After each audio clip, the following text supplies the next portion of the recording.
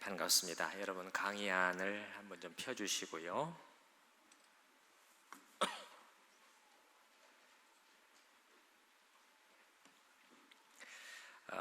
제가 아마 작년이든가 또 신학 세미나 때 청교도의 기도 신학을 다루면서 존 오웬을 잠깐 소개를 했던 것 같습니다. 제목에 나와 있는 것처럼 존 오웬은 이제 청교도입니다. 청교도 1616년부터 83년까지니까 17세기죠. 17세기에 활동했던 청교도 지도자가 되겠습니다. 간단히 이렇게 오웬을 일컫는 간단한 문장 한두 개만 소개해드리고 바로 강의로 들어가도록 하겠습니다. 찰스 스펄전이라고 하는 유명한 설교자는 존 오웬을 가리켜서 목회자들의 황태자다 이렇게 부른 적이 있었고, 또 여러분이 들어보셨는지 모르겠지만은 현대 미국의 개혁주의의 중요한 리더인 존 파이퍼 목사 같은 경우에는 존 오웬과 조나단 에드워즈는 혹시 들어보셨나요? 네네. 조나단 에드워즈는 18세기 한 오웬보다 한 100년 정도 뒤에, 존 오웬은 영국에서, 조나단 에드워즈는 미국에서 활동한 청교도의 두 봉우리로 존 파이퍼 목사님은 그렇게 소개한 적이 있습니다. 오웬의 성령론은 참으로 방대하고 깊은데 저는 그 중에서 수박 겉핥기로 많은 주제를 다루는 것보다는 두 개의 주제에 조금 집중하려고 해요. 여러분 강의 안에 보시게 되면 그래가지고 1페이지에 말씀과 성령의 관계 그렇게 되어 있죠. 그래서 성령님이 우리에게 말씀을 어떻게 풀어 가르쳐 주시는 일을 어떻게 하시는 것인가 하는 그 부분을 살펴보려고 하고, 그 다음에 이제 저 뒤에 16페이지에 한번 저희 뒤쪽에 가시면은 16페이지에 성령의 뭐라고 되어 있나요? 내주하심. 내주하심을 우리가 다 내주하신다 그건 잘 알고 있지만 그것이 무엇이고 또 우리한테 어떠한 그 신학적이고 실천적인 의미를 주는 것인가 하는 것을 살펴보려고 해요. 분량은 차이가 많지만 시간은 두 주제가 비슷하게 그렇게 배분을 하려고 합니다. 자, 앞으로 1페이지로 다시 돌아왔어요.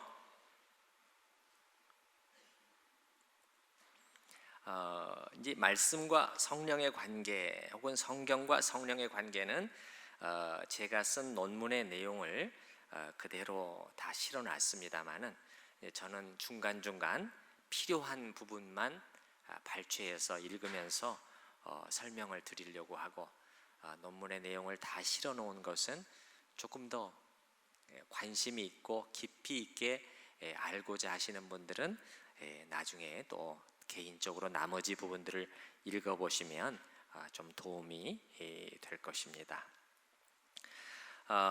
이 말씀과 성령의 관계, 제가 이제 이 부분을 특별히 다루는 이유는 오웬의 성령론 중에서 이 부분이 제가 이제 존 오웬을 전공을 했어요. 박사 논문을 존 오웬으로 썼는데 이분의 성령론에 있어서 이 말씀, 하나님의 말씀에 대해서 성령님이 하시는 역할에 대한 이 주제가 오웬의 성령론에서 굉장히 중요하다 그렇게 생각을 했기 때문이고, 또 하나는 이분이 아주 탁월하게 이 주제를 우리에게 풀어서 가르쳐주고 있다고 생각하기 때문에 제가 이 부분을 넣었습니다.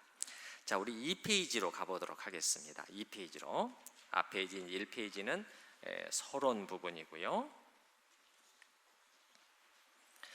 2페이지의 제목은 뭔가요?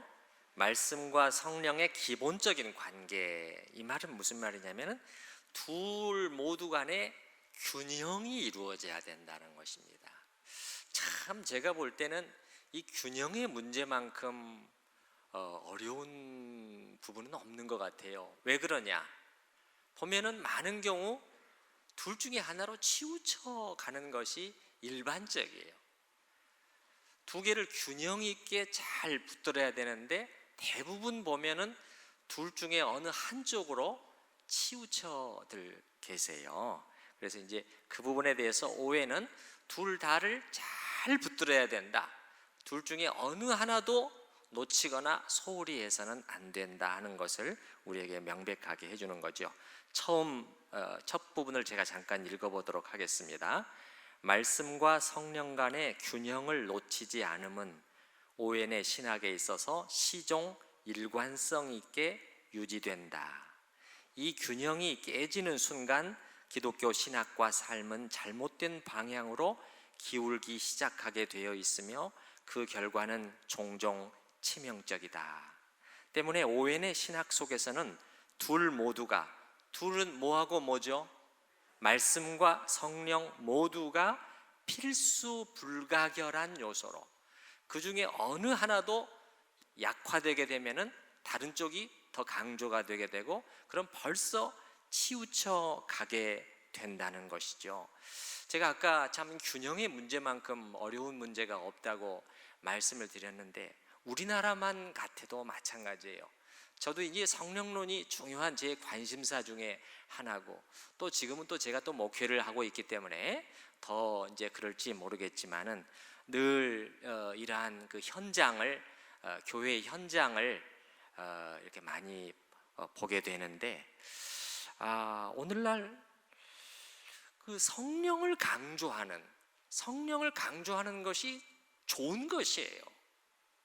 나쁜 것이 아니에요.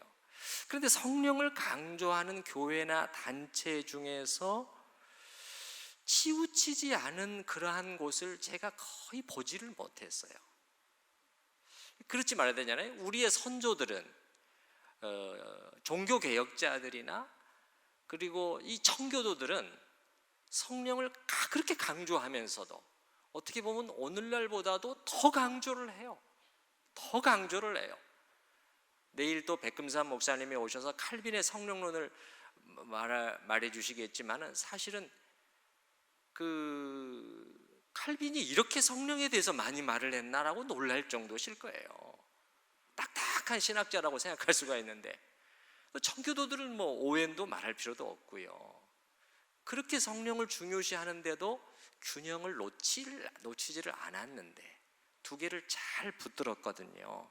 그런데 오늘날은 성령을 강조하는 교회들에서는 대부분이 말씀의 중요성이 사실은 현저히 약화되어 있는 것을 제가 관찰을 했어요. 저는 이론으로만 말씀드린 게 아니거든요.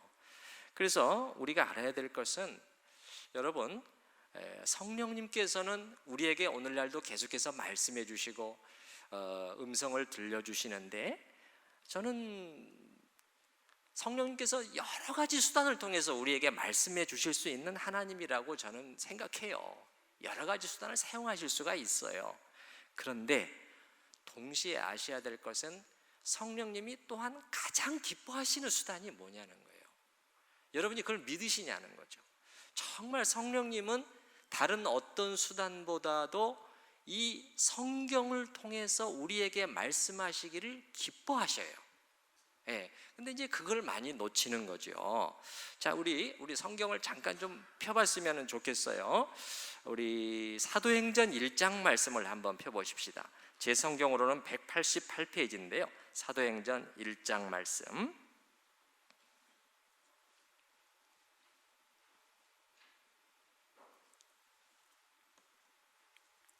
사도행전 1장 16절에 보게 되면, 이제 지금 12제자 사도 중에서 한 명이 궐이 났거든요. 누가? 가룟 유다가 빠지게 돼서 한 명을 더 채우는 과정에서 구약의 시편의 말씀을 인용하면서 이 다윗이 쓴 시편 69편을 인용하면서 사실은 이런 일이 있을 것이라고 성경이 미리 말하였다는 거예요. 그걸 어떻게 표현하고 있는가를 여러분이 한번 보셔요. 1장 16절 말씀을 같이 읽어보십시다. 형제들아, 성령이 다윗의 입을 통하여 예수 잡는 자들의 길잡이가 된 유다를 가리켜 미리 말씀하신 성경이 응하였으니 마땅하도다. 그러면서 20절부터 20절에 보게 되면은 이 시편을 인용하는 거예요. 이게 시편 69편이거든요. 누가 쓴 시냐면은 다윗이 쓴 시예요. 다윗이 쓴 시. 그러면 이 구절을 인용하면서 방금 읽은 16절을 다시 한번 살펴보셔요. 방금 읽은 다시 한번 살펴보면은 이렇게 표현해도 되거든요.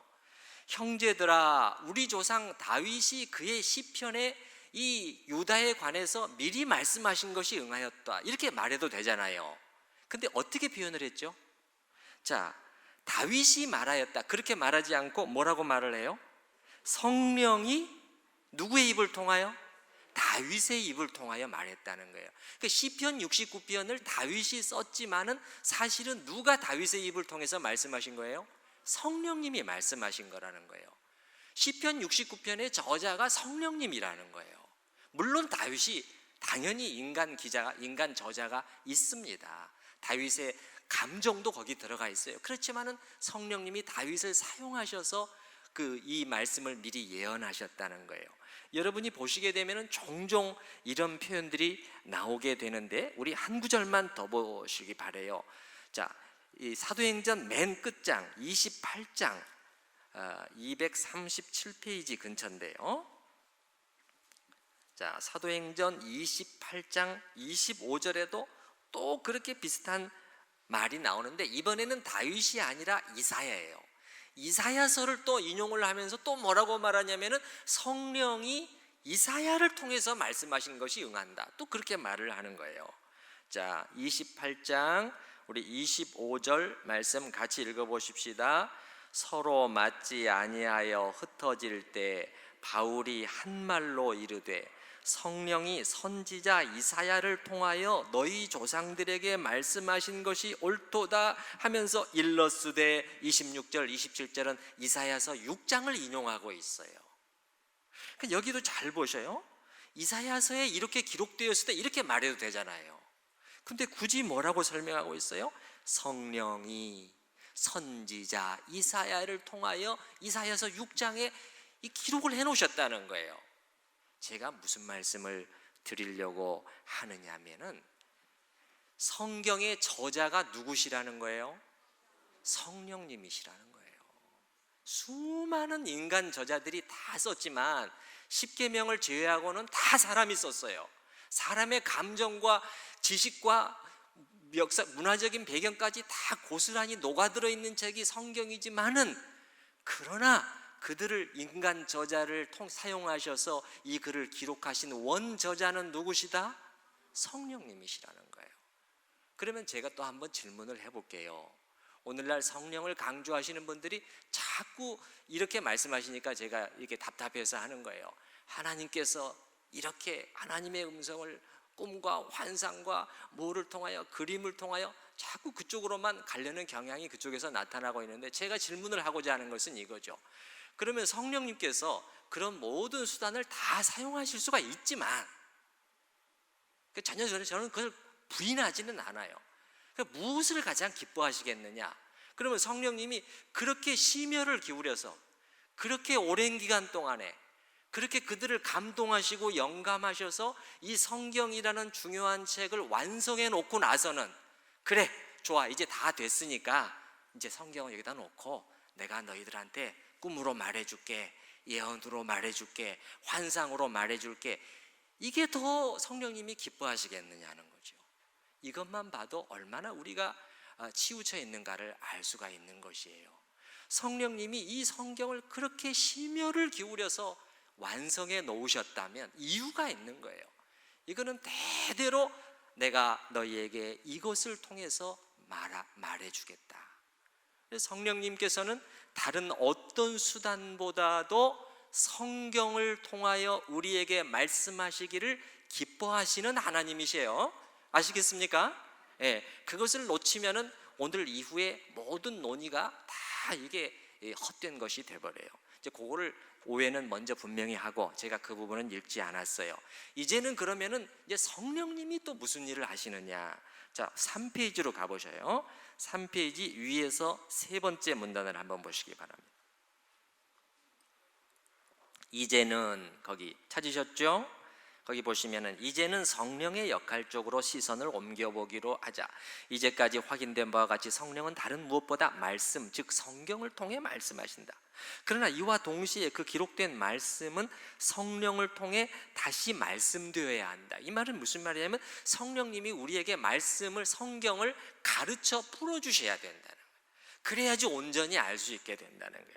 그걸 신학적인 용어로는 두 글자로 말해요. 조명이라고 말해요. 따라서 해보셔요. 조명.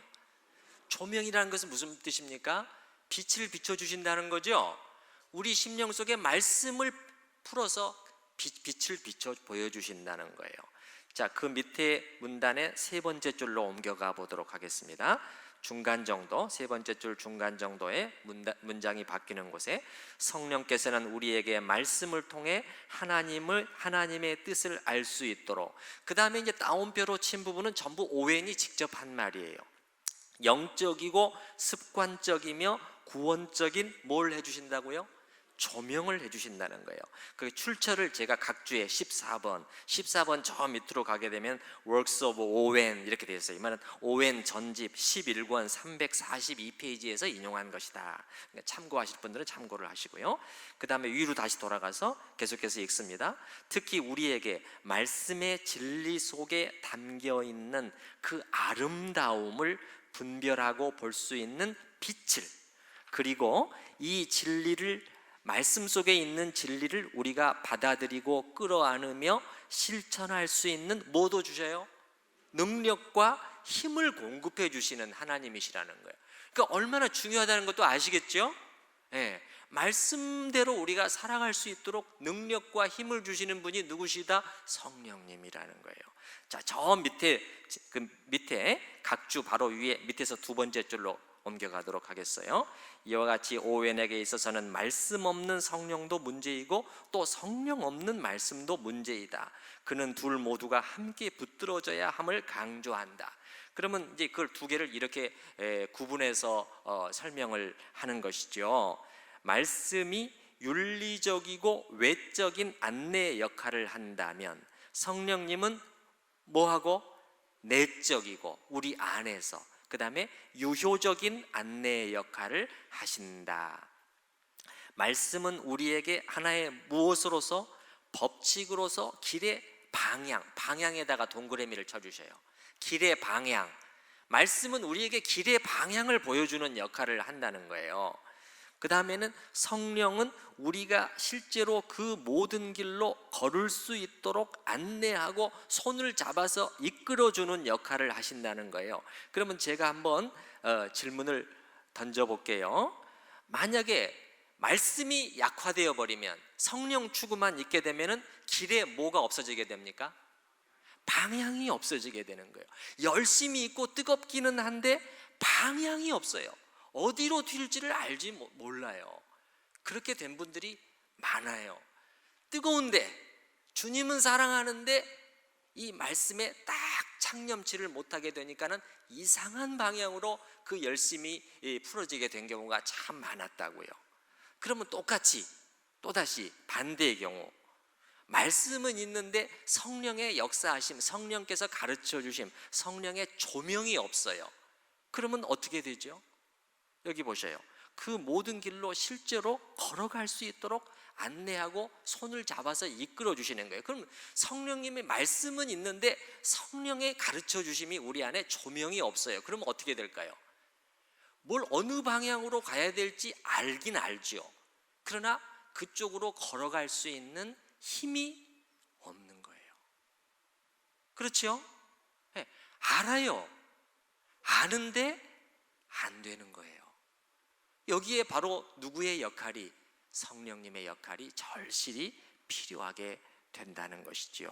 그래서 이제 그 다음 문단으로 넘어가 보면 이제부터 우리는 말씀에 대한 성령의 역할에 보다 초점을 맞추려고 해요. 왜냐하면 오늘의 주제가 성령론이기 때문에 성령님이 어떤 일을 하시는가 하는 것을 좀 살펴보려고 하는데, 거기 밑에 3번 마음에 기록된 법은 여러분이 이제 개인적으로 좀 읽어보시고요. 우리는 이제 4번으로 넘어가도록 하겠어요. 8페이지로 가보시면 8페이지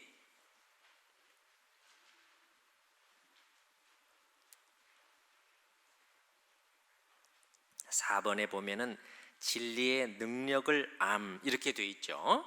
거기 좀 읽어볼게요. 오웬에게는 말씀 혹은 성경의 진리를 아는 것과, 그러니까 말씀 자체를 아는 것과 그것에 무엇을 아는 것? 능력을, 말씀의 능력, 진리의 능력을 아는 것 사이에는 차이가 있어요. 후자, 즉 진리의 능력을 아는 지식은 오직 누구의 역사? 성령의 역사가 있을 때만 가능한 거예요. 우리의 지식으로, 우리의 이해력으로, 기본적인 우리가 배운 이 학습적인 능력으로 하나님의 말씀이 무슨 뜻인지 이해는 할 수가 있어요. 무슨 뜻이구나. 그런데 이 속에 담겨진 그 말씀의 능력은 우리 힘으로는 안 된다는 거예요. 이 성령님이 그걸 가르쳐 주셔야 된다는 것이죠.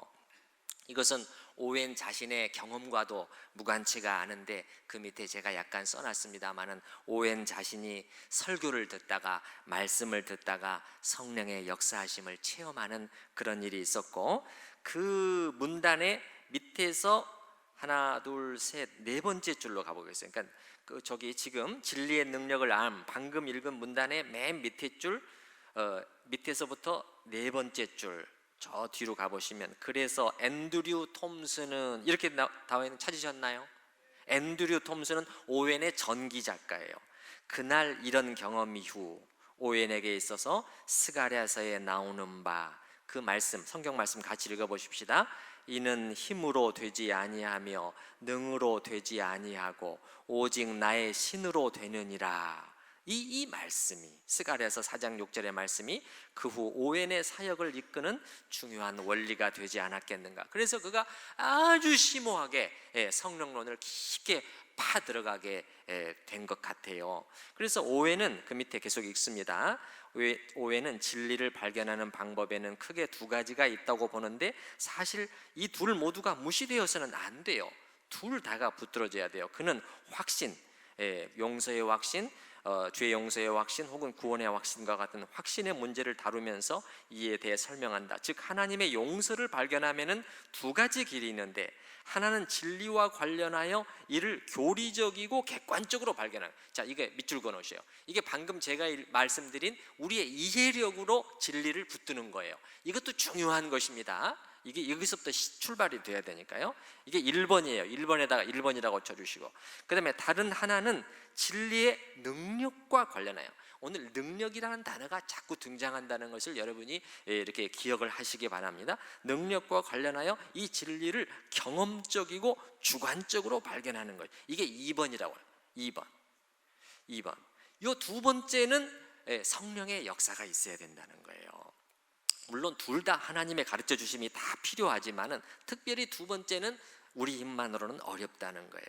자, 9페이지로 계속해서 넘어갑니다. 전자의 불가결함에 대해 설명한 후. 이 말은 무슨 말? 교리적이고 객관적으로 아는 거죠. 교리를 잘 공부해야 되는 거예요. 제가 이 2달 전에 지구역장 세미나에 와서 교리의 중요성을, 필수 불가결함에 대해서 우리 성도님들과 함께 나눴지 않습니까? 이거를 무시하고 다른 데로 튀게 되면 굉장히 위험해요. 그러나 동시에 그것만으로 전부는 아니라는 거예요. 진리를 경험적이고 주관적으로 성령님에 의해서 우리가 발견해야 되는데, 여기에 대해서 이제 오웬의 인용문을 제가 읽어볼게요. 9페이지 세 번째 줄. 후자의 의미에 있어 오웬의 글이 아주 쉽지만은 않아요. 그러나 우리가 지금 신학 세미나이기 때문에 조금 어려운 문장도 읽어봐야 되겠어요. 후자의 의미에 있어서 이러한 일이 영혼 안에서 믿음에 의해 어떻게 일어나는가 함에 대해서는 향후 적절한 장소에서 더 밝히도록 할 것이다. 그런데 이런 측면에서 많은 사람들이 오류 속에, 그리고 자신을 속이는 일에 빠져 있다. 그들은 어떤 것이 책 속에 그런 내용으로 들어있으므로 또한 자신들 안에도 똑같은 모양으로 있다고 여긴다. 또 마찬가지로 자신들이 어떤 것을 배웠기 때문에 그것을 믿고 있다고 생각한다. 허나 그렇지가 않다. 그들은 하나님의 음성을 들어보지도 그분의 형상을 뵙지도 못했다. 이러한 것들이 그 능력에 있어서는 그들에게 드러나지 않은 가운데 있는 것이다. 그러니까 여러분 저를 보세요. 좀 어려운 표현이지만은 이런 거예요. 내가 지금 이제 여기에서 3페이지를 읽었어요. 3페이지를 읽고 잘 이해를 했어요. 이거 완벽히 이해를 한 거예요. 그러면 요 3페이지, 성경의 3페이지가 전부 내 것이 되었느냐? 아니라는 거예요. 그건 착각이라는 거예요. 당신은 완전히 이해는 한 것이다. 그거는 중요한 것이다. 교리적이고 객관적으로 먼저 알아야 되니까. 그러나 이 절반이 지금 빠져 있다는 거예요. 그것은 주관적이고 경험적으로 성령의 이 풀어주심에 의해서 알게 되는 부분이 있다. 그렇게 될 때 우리는 이 3페이지 안에 있는 능력이 우리에게 나타나게 된다는 거예요. 그럼 그 능력이 나타나게 되면 어떻게 되느냐? 우리의 마음이 뜨거워지게 되는 거예요. 말씀이 우리 안에서 살아서 움직이는 그 역할을 시작하게 된다는 것이죠. 그래서 계속해서 읽어보도록 하겠어요. 여기서 오웬이 말하고자 하는 바는 이것이다. 즉 내가 그 진리를 개념적으로 가지고 있다 해서 그 진리를 실제로 소유하고 있다고 생각하지 말라. 많은 사람들이 이런 착각 속에 살고 있는데 사실 이러한 자세는 배교회의 문을 열어주는 것이다. 배교는 이 기독교 신앙을 배반하는 거니까 기독교 신앙을 떨어져 나가는 거죠. 이단에 떨어지거나 그런 거죠. 오웬은 말한다. 이것이 세상에서 배교의 커다란 원리가 되어 있으니 사람들이 복음을 가지고 있으면서도 문제는 그것이 진정 무엇인지에 대해서는 전혀 모르고 있다는 사실이다. 그러니까 우리가 복음도 마찬가지라는 거예요. 성경에서 가르치는 핵심적인 내용이 복음인데 우리는 복음을 그냥 머리로는 많이들 이해를 하고 있는데 복음의 능력이 우리의 삶 속에서 나와 하나 되어 있지는 않다는 거예요. 성령의 가르치심이 우리에게 결여되어 있기 때문에. 그렇게 되면 오해는 경고를 하는데 무슨 말이냐? 너는 이단에 떨어지기가 매우 쉬운 사람이다. 그렇게 경고를 하는 거예요. 그렇게 되면 이 복음의 진리가 정말 내 것이 되어 있지 않기 때문에 잘못된 가르침에 우리는 언제나 떨어져 나갈 수가 있다는 것이죠. 톰슨은 오웬이 그 밑에 읽었습니다. 그의 성령론을 전개시킴에 있어 2가지 극단적 경향을 경계했음에 대해 언급한다. 그렇게 하는데 여러분이 그 부분은 더 읽어보시기 바래요. 자, 10페이지로 넘어가도록 하겠어요. 10페이지. 말씀을 통한 5번 하나님과의 교제 이렇게 나와 있죠. 그러면 우리가 어떻게 알 때 성령께서 말씀의 진리를 통해서 역사하시며 그래서 우리는 그 진리의 능력을 알게 되는 것인가? 여러분도 궁금하시죠? 네네. 그런데 이제 그게 답이 하나만은 아니지만 아주 중요한 한 가지를 여기다가 소개를 해놨어요. 오웬이 제시해주는 한 중요한 방법은 그 말씀 안에서 하나님과 뭐를 갖는 것이다? 교제를 갖는 것이다. 교통. 말씀을 그냥 문자로 글자로만 읽지 말고 그 속에서 그 말씀을 말씀하시는 하나님을 우리가 붙들어야 된다는 인격적인 그분과의 만남과 교제가 말씀 속에서 있어야 된다는 거예요. 또 계속해서 읽습니다. 또 이러한 원리는 말씀뿐만이 아니라 모든 우리의 규례들에 해당이 돼요. 또 이러한 원리는 하나님께서 우리에게 은혜를 베푸시기 위한 수단으로서 정해주신 각종 규례들, 예를 들면 예배, 우리가 드리는 예배, 또 말씀, 또 기도, 그렇죠? 기도 속에서도 하나님을 만나야 돼. 기도 속에서 내가 그냥 따발종처럼 하나님께만 부르짖고 기도 보따리를 딱 잠그고 가버리는 분들이 있어요. 하나님과의 대화가 없는 거예요. 대화가 나 혼자만 하나님께 말씀드렸잖아요. 하나님께서 나에게 말씀하시는 들어야 되는데 안 들어요. 기도, 또 그 다음에 뭐죠? 묵상, 또 그 다음에 성찬. 이 모든 은혜의 규례들 속에서 하나님을 인격적으로 하나님과의 교제가 있어야 된다. 오웬에 따르면 이렇다. 이런 모든 규례 또는 은혜의 수단들은 그 자체로는 능력이 없고 성령께서 이들을 사용하셔서 이러한 규례들을 사용하셔서 예배, 말씀, 찬양, 성찬 이런 거 다 사용하셔서 우리 안에 은혜를 창출해 내실 때에만 그 본래의 목적에 합당한 역할을 수행해 내는 것이다. 즉 우리는 믿음으로 이 규례들에 참여하는 것이고 성령께서는 이 규례와 수단들을 통해 은혜의 사역을 유효적으로 이루어 내시는 것이다. 그런데 어느 때 그렇다면은 그럼 어느 때 이 규례들을 통한 성령의 역사가 가장 활발해질 것인가? 이를 위해서 우리가 할 수 있는 일은 무엇인가? 오웬의 대답은 다른 무엇보다도 그러한 규례들 안에서 혹은 규례들을 통해 그 다음에 삼위 하나님과의 영적 교제, 거기다 밑줄 그어놓으셔요. 삼위 하나님과의 영적인 교제를 추구해야 한다는 것이에요. 규례들은 왜 만들어졌는가? 규례는 그 자체의 목적이 있는 것이 아니라 이에 참여하는 자로 하여금 구주 하나님과 관계를 갖게 하는 하나의 수단으로서 주어진 것이다. 따라서 인격이신 구주와의 만남을 제공해 주지 못하는 규례는 사실은 형식이에요. 그 형식이죠. 그렇게 되면은 딱딱한 의례로 끝나는 거죠. 예배 처음부터 끝까지 예배 순서는, 형식은 다 진행되어 있지만 나는 거기서 하나님을 찾지도 않았고 하나님을 만나지도 못했다면 아무 일도 일어나지 않은 것이죠. 주일 성수만 했을 따름이죠. 여러분이 예배의 자리에 오실 때 어떤 자세로 오시나요?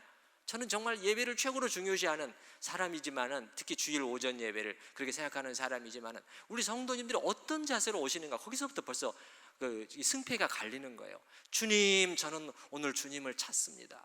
주님의 음성을 듣고 싶습니다. 이런 자세로 오시나요? 그리고 예배에 오실 때는 약간 다른 얘기지만은, 예배의 시간에는 우리가 뭘 받기 위해서 오기 이전에 드리기 위해서 오는 거예요. 아시겠습니까?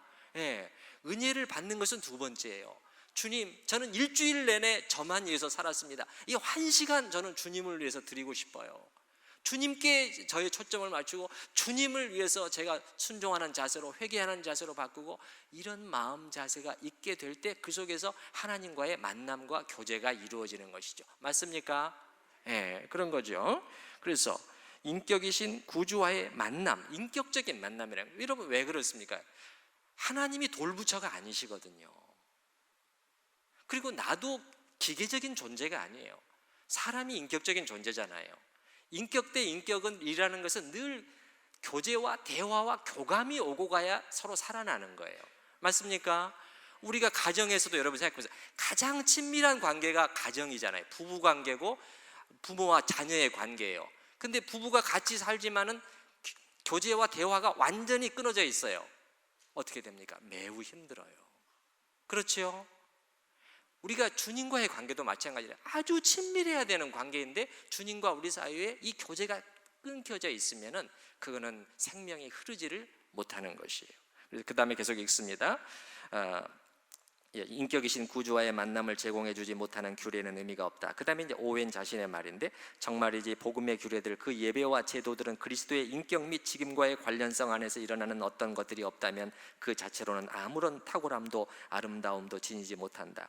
다시 말하건대 규례들은 하나님과의 교제를 갖는 수단으로서 정해져, 수단에 밑줄 그어놓으시고요. 수단이네, 그 자체가 목표가 아니라 하나님을 만나기 위한 수단이라는, 다 모든 것들이 이 규례들 안에서 우리는 하나님을 찾고 만나야 하는 것이며, 이 만남과 교제를 통해 모든 은혜들이 우리에게 공급되는 거예요.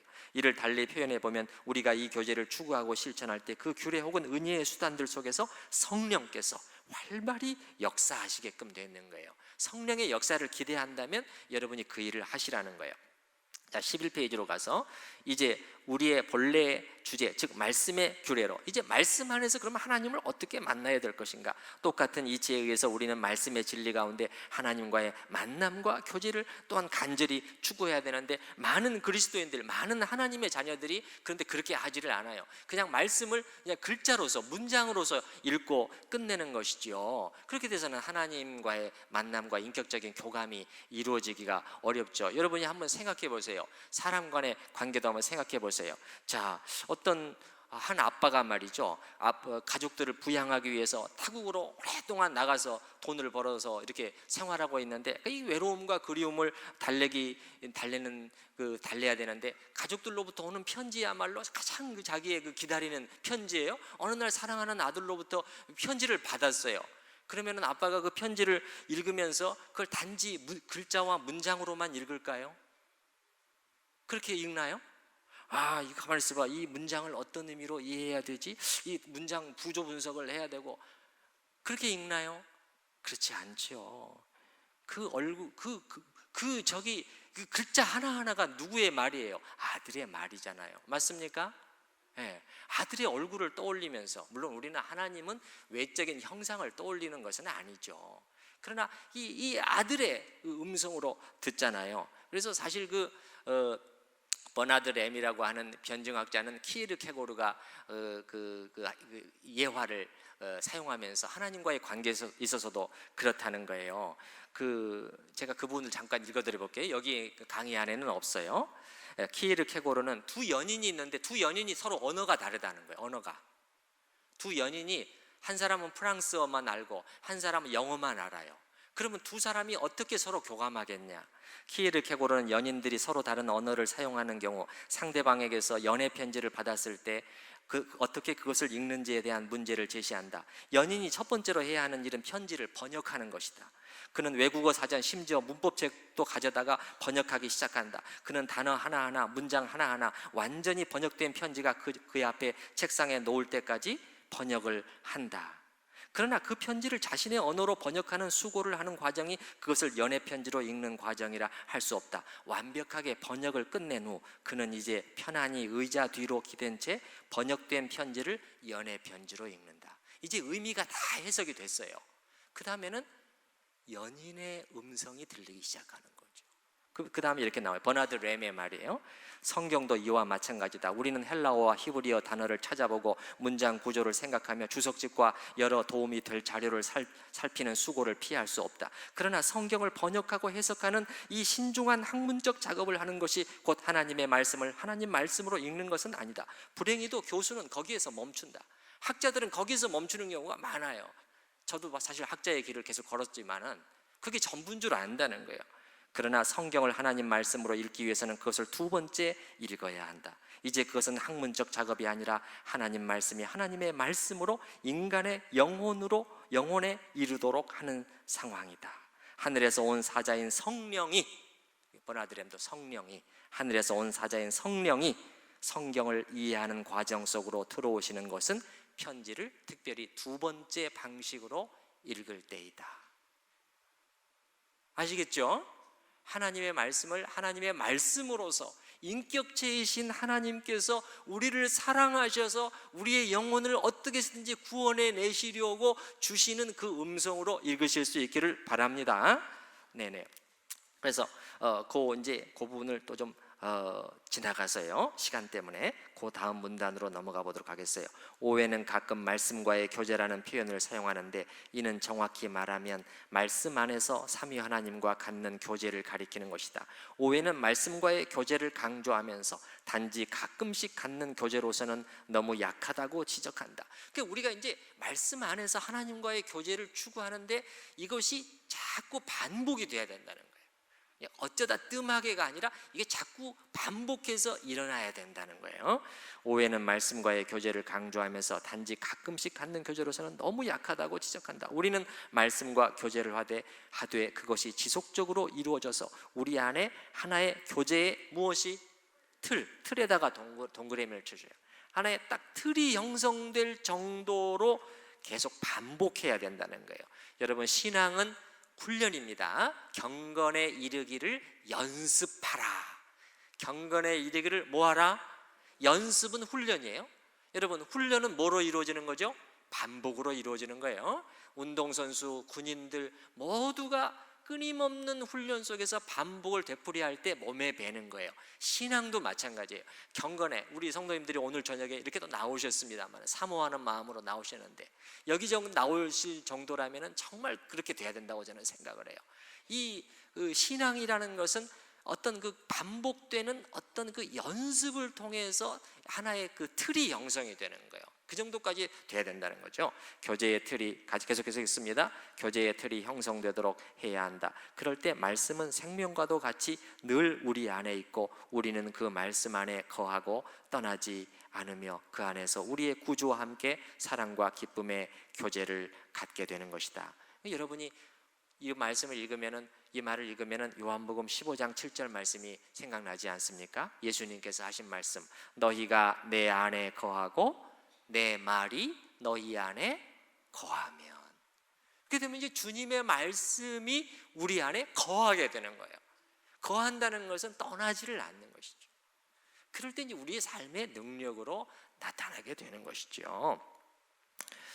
자, 그 밑에서 두 번째 줄로 넘어가도록 하겠습니다. 우리가 이렇게 말씀과 교제를 갖되 제대로 갖게 되면 성령께서는 우리에게 내적 빛을 주셔서 우리로 하여금 이 말씀 속에 깃들어 있는 아름다움과 그 특히 진리의 무엇을 실체에다가 동그라미 쳐요. 실체, 진리 안에 감춰져 있는 실체, 진리가 말하고 있는 것에 그 진짜를 드러낸다는 거예요. 리얼리티를 드러낸다는 거예요. 예를 들면 어떤 것들이 있을까요? 성경이 말씀하고 있는 하나님의 어떠하심, 하나님의 거룩하심, 하나님의 거룩하심. 제가 이번 주일날 예배로 들어가는 기도를 하면서 주님, 오늘 예배 가운데 주님의 거룩하심을 드러내 보여주시옵소서. 우리가 주님의 거룩하심을 보지를 못하니까 방자해지는 거예요. 방자해져요. 주님의 그 두려우심과 거룩하심을 발견해야 하나님께 성령께서 보여주실 때 우리가 예배의 영으로 들어가게 되는 거죠.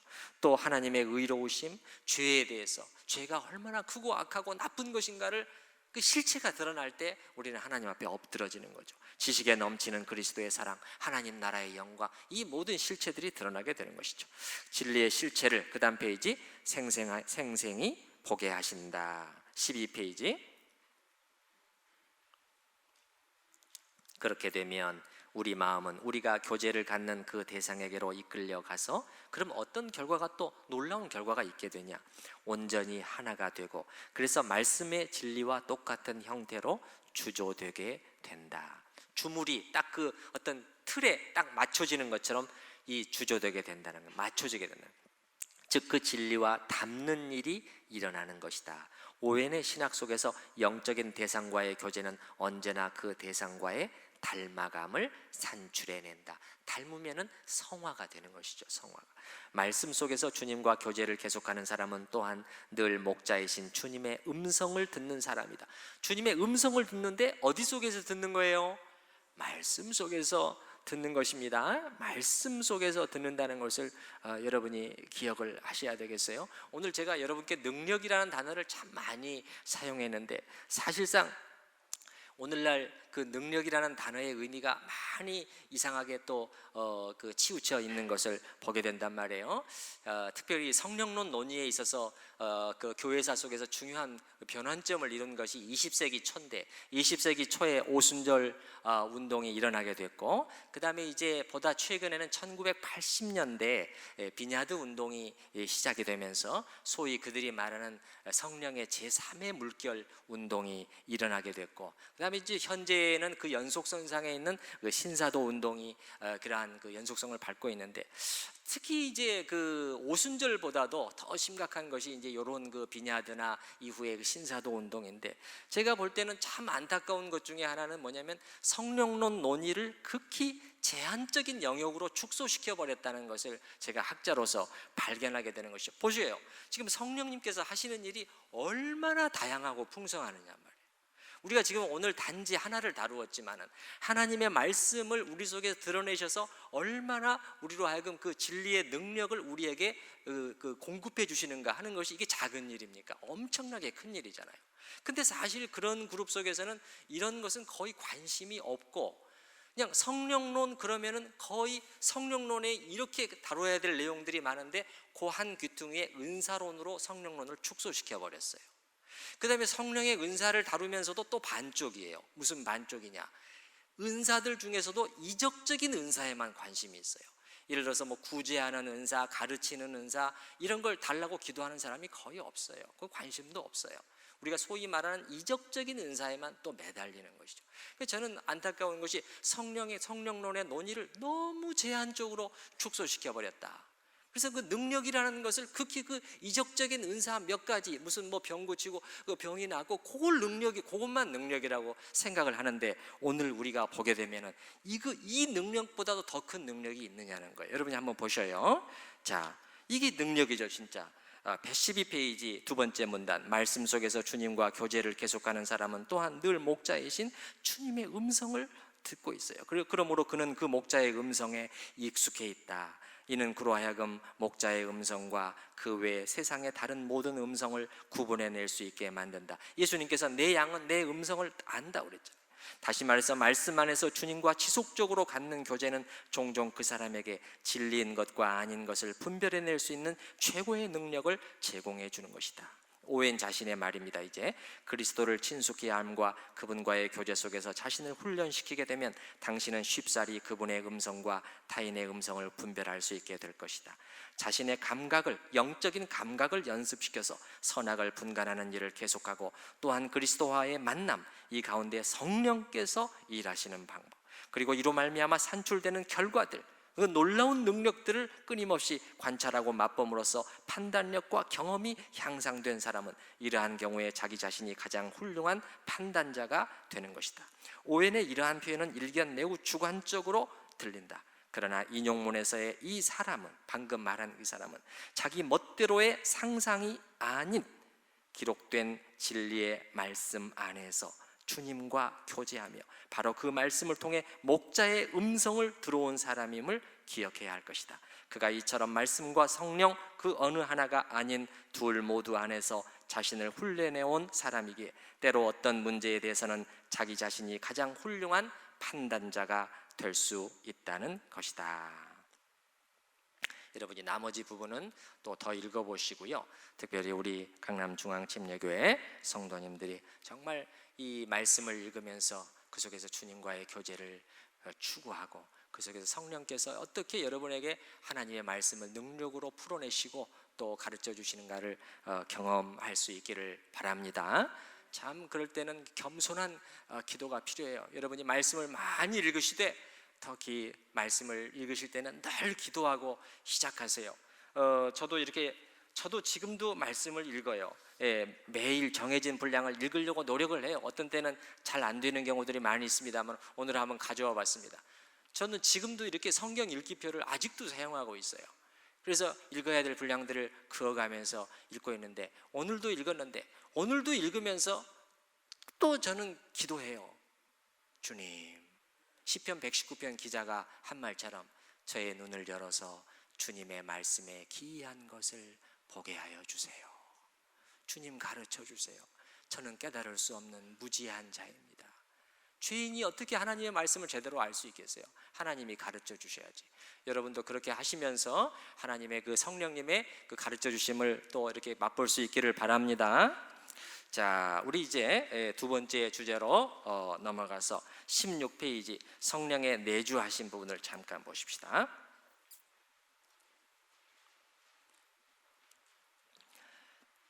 자, 오해는 성령의 사역을 관련할 때 성경에서 나오는 몇 가지 표현에 주목하고 그것들을 하나씩 가르쳐 주는데, 첫째는 성령의 내주하심, 두 번째는 성령의 기름 부으심, 세 번째는 성령의 인치심, 네 번째는 성령의 보증이 되심, 이런 것들을 가르치는데, 그 중에서 가장 중요한 것이 오늘 다루는 성령의 내주하심일 거예요. 자, 그러면 성령의 내주하심이라는 것은 두 가지 의미를 우리가 다 붙들어야 성령의 내주하심에 대해서 정확히 이해를 하는 것이죠. 첫 번째는 단지 성령의 은혜나 혹은 은혜스러운 역사, 그분의 영향력이 우리 안에 거하는 것이 아니라 성령님 자신이 내주하시는 것이죠. 맞습니까? 하나님 자신이 우리 안에 내주하시는 거예요. 이게 놀라운 것이죠. 실제로 오웬 당시에는 그런 반론을 편 사람들이 있었거든요. 하나님 자신이 우리 안에 거하시는 것이 아니라 하나님의 능력이 우리 안에 거하시는 것이죠. 오웬은 여기에 대해서 단호히 거부하고 성령님, 하나님 자신이 우리 안에 거하시는 것이다. 그 다음에 내주는 괄호 2번에 특별한 형태의 임재라는 거예요. 자, 여러분, 편재와 내주가 어떻게 다를까요? 편재. 자, 여러분 생각해 보세요. 성령님은 편재하실까요? 성령님은 하나님이시죠. 하나님은 편재하시죠. 맞습니까? 편재한다는 것은 무슨 뜻이냐면은 어느 곳에나 모든 곳에 다 동시에 계신다는 거예요. 하나님은 편재하십니까? 네, 성령님도 편재하시겠죠. 거기 밑에 제가 밑에 시편 139편 7절에서 9절까지 말씀을 인용해 놨어요. 같이 한번 읽어보십시다. 내가 주의 영을 떠나 어디로 가며 주의 앞에서 어디로 피하리이까? 내가 하늘에 올라갈지라도 거기 계시며 수월에 내 자리를 펼지라도 거기 계시니이다. 내가 새벽 날개를 치며 바다 끝에 가서 거주할지라도 거기서도 주의 손이 나를 인도하시며 주의 오른손이 나를 붙드시리이다. 그 주의 영을 떠나 내가 어디로 갈 수 있겠습니까? 아무리 도망치고 땅 끝까지 가도 거기 주의 영이 계신가요? 그런 거죠. 이게 성령님이 편지하시는 거죠. 하나님이신 성령님의 편지의 속성을 이런 식으로 표현하고 있는 것이죠. 그럼 우리가 질문하기를, 자, 성령님은 부산에도 계시고 서울에도 계시고 광주에도 계시고 그 다음에 이 강남중앙침례교회 밖에도 계시고 안에도 계시고 맞습니까? 네. 그러면 여기 내 밖에도 계시고 내 안에도 계시고 맞습니까? 그런 의미에서도 성령님은 편지하신다고만 해도 내 안에 계시는 것인데 왜 굳이 내주하신다고 또 하느냐? 내주라는 것은 여기 제가 설명한 것처럼 편지 이상의 독특한 형태의 하나님이 계시는 것을 말하는 것인데, 제가 거기다가 내주 그래가지고 인드웰링 오른쪽에 동그라미 1번, 2번 그렇게 했죠. 1번은 뭐라고 되어 있나요? 특별 은혜의 대상에게만 한정된다. 두 번째는 거처로 삼고 떠나지 않으신다. 특별 은혜의 대상이라는 말은 신학적인 표현인데 구원받은 하나님의 자녀에게만 성령님이 내주하신다는 표현을 쓴다는 거예요. 자, 여러분, 제가 한번 이렇게 질문을 드려볼게요. 그러면 자, 이스라엘로 한번 돌아가 보십시다. 이스라엘 진영이 여기 있고 블레셋 진영이 여기 있어요. 하나님은 편지하시기 때문에 블레셋 진영에도 계시고 이스라엘 진영에도 계시나요? 맞지요? 네네, 맞습니다. 그러나 하나님께서 이렇게 말씀하셨거든요. 이스라엘들에게 항상 약속하신 게 뭐냐면 내가 너희 가운데 있어 너희 하나님이 되고 너희는 내 백성이 되리라. 그게 무슨 말이냐면 하나님께서 편지하신다는 의미에서는 블레셋 진영에도 계시고 이스라엘 진영에도 계시지만 똑같은 방식으로 계실까요? 전혀 아니라는 거예요. 여기서는 이스라엘 진영에 계실 때는 하나님의 성소에 독특한 형태로 자기 백성과 함께 임재해 계신단 말이에요. 그것이 바로 내주라는 거예요. 오늘날 우리에게는 편지의 의미에서는 불신자 안에도 계시는 거예요.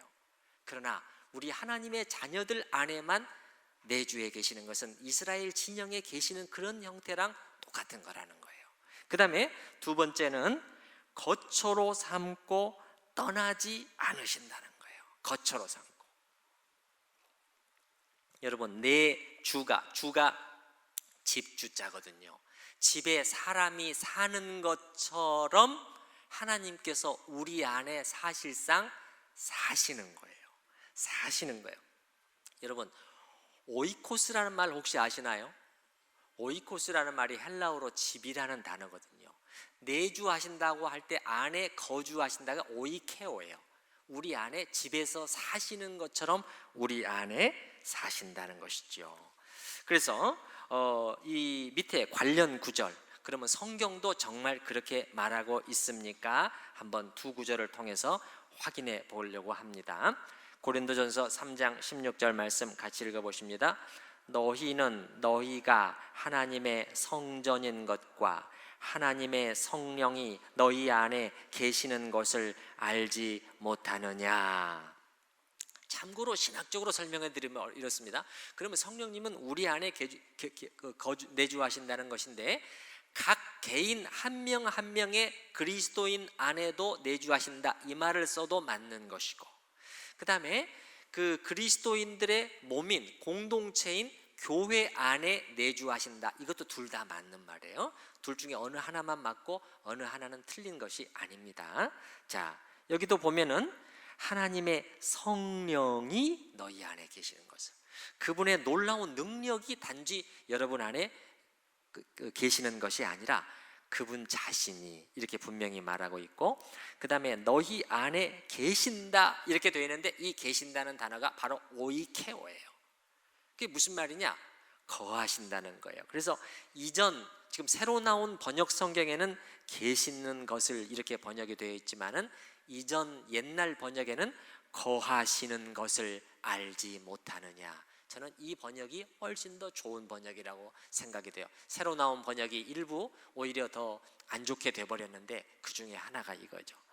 자, 거하시는 것을, 거하신다는 것은 오이케오 하신다, 집으로 삼고 떠나지 않으신다는 것이에요. 그 다음에 그 밑에 있는 말씀 에베소서 2장 21절 22절도 읽어보십시다. 그의 안에서 건물마다 서로 연결하여 주 안에서 성전이 되어가고 너희도 성령 안에서 하나님이 거하실 초소가 되기 위하여 그리스도 예수 안에서 함께 지어져 가느니라. 하나님이 거하실 초소, 그렇죠? 하나님 자신이 거하신다고 되어 있고, 그 다음에 거하실 초소, 이거는 정확히 번역이 되어 있네요. 거하실, 헬라어로 보면은 카토이케오라고 되어 있는데 오이케오 앞에다가 똑같이 카타라는 앞에 전치사만 붙은 거니까 똑같은 의미입니다. 여기도 하나님 자신이, 그 다음에 거하신다, 집으로 삼고 떠나지 않으신다는 거예요. 그 밑에 제가 생각해 볼 점 이렇게 해놨는데, 사실이 뭐냐면은 성령님이 우리 안에 계신다. 여러분 믿으시죠? 예.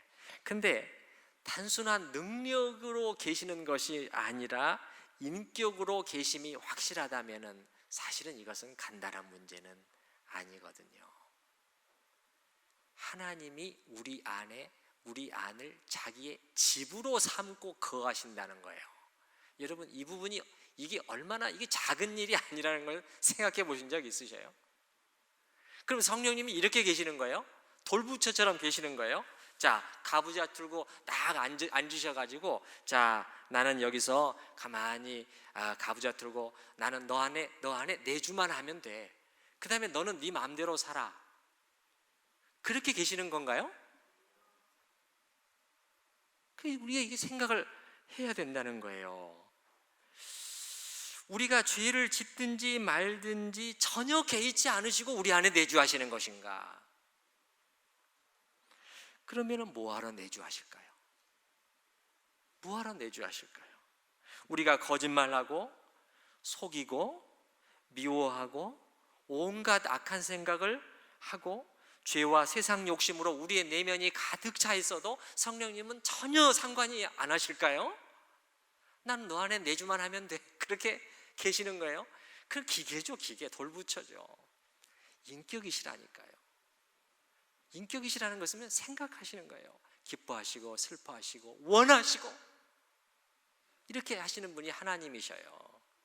여러분, 그러니까 이게 작은 일이 아니란 말이에요. 이게 작은 일이 아니에요. 이게 특권이면서 우리한테 엄청난 사실은 책임을 요구하는 신학적인 사실이요 진리라는 거예요. 우리 성경 한 구절을 한번 찾아보도록 하십시다. 신명기, 구약성경 신명기 말씀인데 23장인데요 자, 제 성경으로는 298페이지예요 신명기 23장 말씀 한번 보십시다.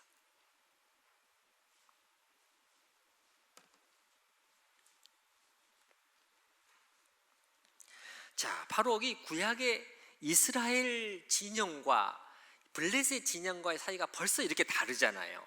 벌써 다른데 지금 양쪽에 전쟁이 일어나려고 하는데 하나님께서 내가 이스라엘 진영에 행하리라 하고 하나님께서 말씀하시는 거예요. 자, 신명기 23장 14절 말씀 같이 읽어보시겠습니다. 이는 내 하나님 여호와께서 너를 구원하시고 적군을 내게 넘기시려고 내 진영 중에 행하심이라. 그러므로 내 진영을 거룩히 하라. 그리하면 내게서 불결한 것을 보시지 않으므로 너를 떠나지 아니하시리라. 하나님께서 이스라엘 진영 중에 행함으로 요구되는 것이 무엇인가요? 이스라엘 진영은 어떻게 해야 되죠? 거룩해져야 되는 거예요. 깨끗해져야 한단 말입니다. 왜냐? 하나님은 거룩한 분이시니까.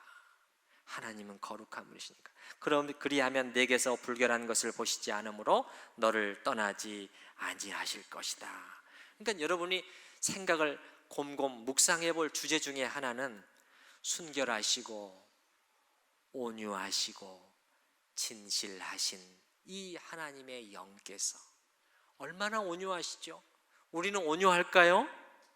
우리는 얼마나 사실은 포악스럽습니까? 여러분 포악스럽습니까? 다들 겉으로는 이렇게 젠틀하게 생겼지만 우리가 엄청나게 포악스러워요. 뭐만 보면 알 수 있냐면요, 내 자존심과 권위를 조금만 건드려도 용서하지를 않아요. 반드시 복수를 하려고 해요. 얼마나 우리가 이게 포악스러운지 몰라요. 예수님은 어땠어요? 성령님은 예수님의 영이시죠. 맞나요? 예수님은 그는 죄를 범하지 아니하시고 그 입에 거짓도 없으시며 욕을 당하시되 맞대어 욕하지 아니하시고 고난을 당하시되 위협하지 아니하시고, 그분이 성령님이셔요.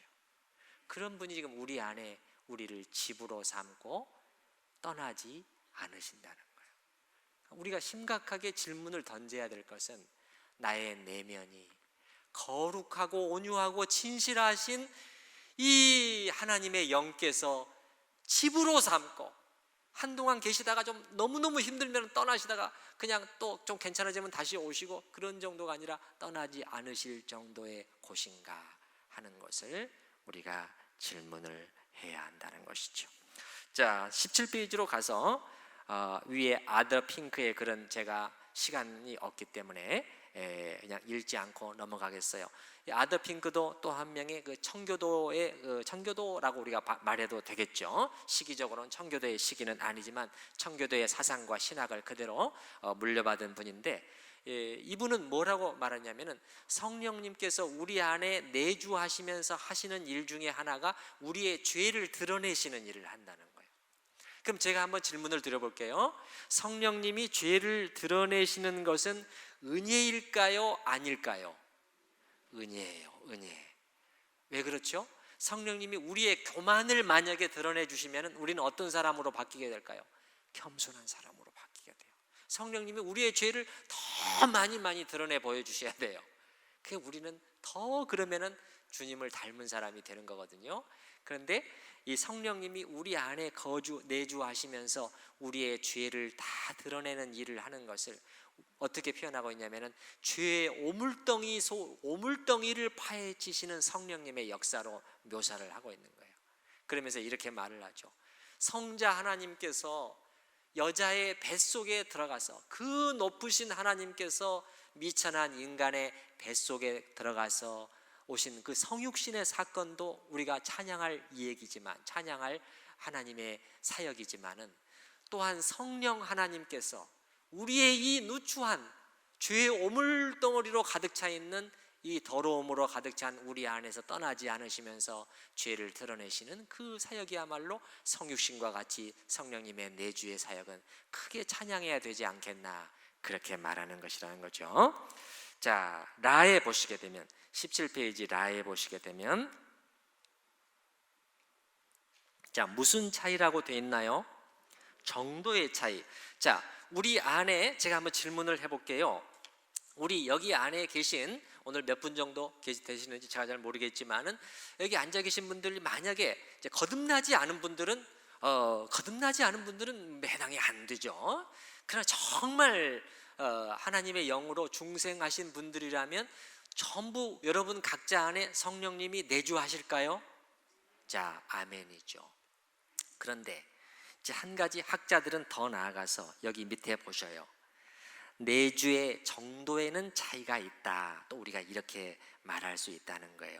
여기 한 예를 들어서 200분이 앉아 계시다. 그러면은 여기 200분이 내주하시는 정도는 다 똑같은 건 아니라는 거예요. 또 여러분 한 분의 경우에도 예를 들어서 5년 전과 5년 후인 지금이 내주의 정도에는 차이가 있을 수 있어요. 그러면 내주의 정도라는 것은 무슨 뜻입니까? 제가 거기다 풀어놨잖아요. 내주의 정도 혹은 뭐라고 그랬다? 내주하시는 성령께서 역사하시는 정도를 가리키는 거예요. 성령님이 똑같이 내주하시지만 성령님이 내주하시면서 그분의 일을 해나가시는 정도는 차이가 있다 없다? 차이가 다 있다는 거예요. 자, 여러분이 성령 충만도 마찬가지잖아요. 성령 충만이라는 게 뭐죠? 성령으로 가득 찬다는 말이죠. 그게 벌써 내주의 정도가 차이가, 충만하게 내주하시는 것을 말하는 거예요. 성령 충만이라는 것은. 그렇죠? 예. 그래서 그 말은 다른 말로 하게 되면 내주하시는 성령께서 내 안에서 충만히 역사하시는 것을 가리킨다는 거예요. 충만히 역사하시는. 여러분 성령의 충만을 사모하시죠? 네네, 성령의 충만을 사모하시는데, 자, 그런데 그런 의미에서 존 오웬은 심지어 뭐라고까지 말하고 있느냐? 이것은 오웬의 신학 속에서 상당히 좀 독특한 표현이기도 하는데, 성령님은 때로 우리에게서 떠나실 수도 있다, 그렇게 말을 한다. 그러면 무슨 뜻이냐? 거기다가 제가 B라고 A라고 써놨는데 여러분이 거기다 좀 써주셔요. A 해놓고 B 이렇게 둘 써놓으셔요. 제가 설명을 드릴 테니까 A 해놓고 A라고 뭐라고 써놓으시냐면 내주 자체, 그렇게 써놓으셔요. 내주 자체, 내주 자체. 그 다음에 B 이렇게 해놓으시고 내주 성령의 역사 정도 이렇게 써놓으셔요. A는 내주 자체, B는 내주 성령의 역사 정도 이렇게 써놓으셔요. 그러면 내주 자체 하시는 성령님의 내주하시는 자체에 있어서는 모든 분들에게서 떠나시지 않죠? 떠나시지 않아요. 오웬도 그렇게 말을 해요. A라는 의미에서는 성령님은 절대 안 떠나신다. 그런데 B라는 의미에서 내주하시는 성령님의 역사는 굉장히 약해질 수도 있는데, 때로는 너무너무 약해지고 사실상 거의 중지되어 버릴 수도 있다는 거예요. 그렇게 되면은 사실상 성령님이 그 사람을 떠나셨다라고도 말할 수가 있다, 그렇게 말한다는 거예요. 자, 거기 보겠습니다. B를 제가 먼저 설명했어요. B라는 의미에서 떠나실 수도 있다는 거예요. 성령께서는 어떤 사람들로부터 부분적으로 철수하시고 떠나시는 일이 있는데, 이때는 대부분의 경우 한동안만 그렇게 하신다. 부분적이라는 거예요. 그 다음에 한동안만 그렇게 하신다는 거예요. 이 떠나심이란 성령께서 신자들을 향해서 역사하시는, 자, 뭐예요? 은혜와 빛과 위로의 사역을 우리 안에서 계속해서 해나가셔야 되는데, 이 사역이 그냥 너무너무 약해지고 사실상 중지되어 버리는 거야. 우리 성도님들 안에서도 혹시 그런 분들이 계실 수가 있어요. 그걸 우리가 뭐라고 부르느냐? 영적 침체라고 부르는 거예요. 따라서 해보세요. 영적 침체. 우리가 영적 침체에 빠지는 것을 굉장히 두려워해야 돼요, 여러분. 성령님께서 사실상 떠나버리신다고도 말할 수 있다고까지 말할 수 있다는 거예요. 자, 계속해서 읽겠습니다. 은혜와 빛과 위로의 사역에 관한 것인데, 특히 이러한 것들의 무엇에 있어서? 정도에 있어서, 그리고 신자들이 자신들의 영혼 안에서 이런 것들을 감지함에 있어서의 달라짐을 가리키는 것이다. 그런데 A라는 의미에 있어서는 절대 떠나시지 않아요. A의 의미에서는 내주 자체, 그건 A를 이제 말합니다. 이제 이 같은 은혜와 빛과 위로를 구원론적으로 베푸시기 위해서 성령께서 주어진 경우, 성령님은 결코 그 사람들로부터 완전히 혹은 전체적으로 떠나시는 일은 있다 없다? 없다는 거예요. 이 점을 우리의 찬양 받으실 구주께서는 명백히 약속하시고 주장하셨다. 내가 주는 물을 먹는 자는 영원히 목마르지 아니하리니 나의 주는 물은 그 속에서 영생하도록 솟아나는 샘물이 되리라. 이 생수의 샘은 주님 자신이 7장 37절 39절에서 선포하시듯이 그분의 성화시키는, 구원시키는 영을 가리킨다.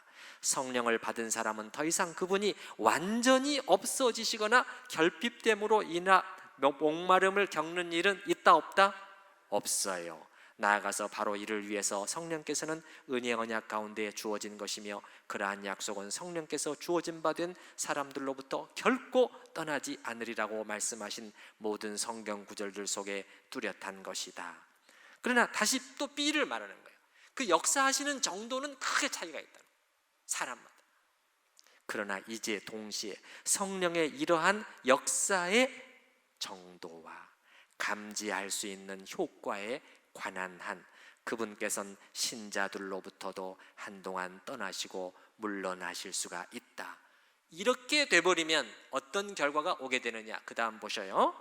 그렇게 되면 성령이 떠나셨다고 말할 수 있을 정도로 한 사람 안에서 성령의 역사가 거의 중지되어 버리게 되면 그들은 여러 영적 부패들과 약함 속에 버려져 있게 되며 그들 안에 남아있는 은혜의 활동들이란 말하자면 죽을 준비가 되어 있는 상태나 마찬가지가 되는 것이다.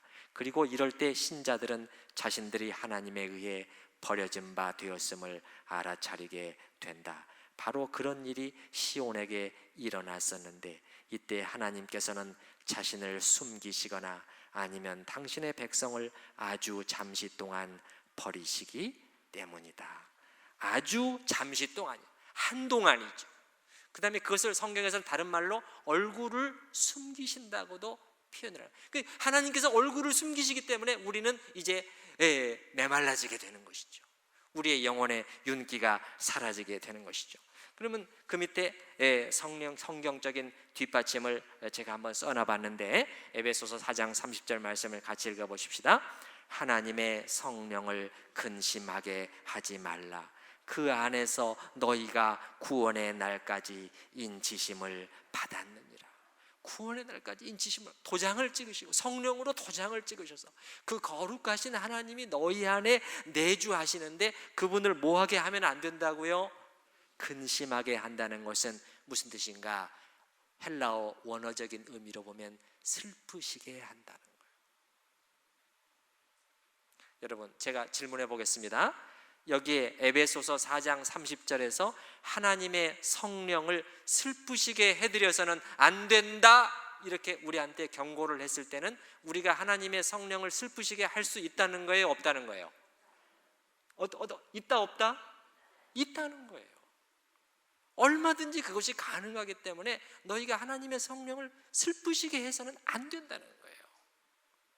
부모가 자식의 잘못으로 인해서 슬퍼하는 것처럼 사랑하기 때문에 슬퍼하는 거예요. 그렇죠? 자식을 사랑하기 때문에 자식으로 인해서 말 안 듣는 자식으로 인해서 부모의 가슴에 못이 박히는 거잖아요. 그런 것처럼 우리가 하나님의 성령을 슬프시게 할 수가 있다는 거예요. 그 다음에 데살로니가전서 5장 19절에서는 성령을 뭐하지 말며 소멸하지 말며, 이 말은 성령의 불을 끈다는 말이에요. 그러니까 무슨 말이냐? 개인이든 한 교회이든 다 마찬가지예요. 우리가 성령을 슬프시게 하고 성령을 거스르고 성령의 불을 끄는 일을 계속해서 반복적으로 하게 되면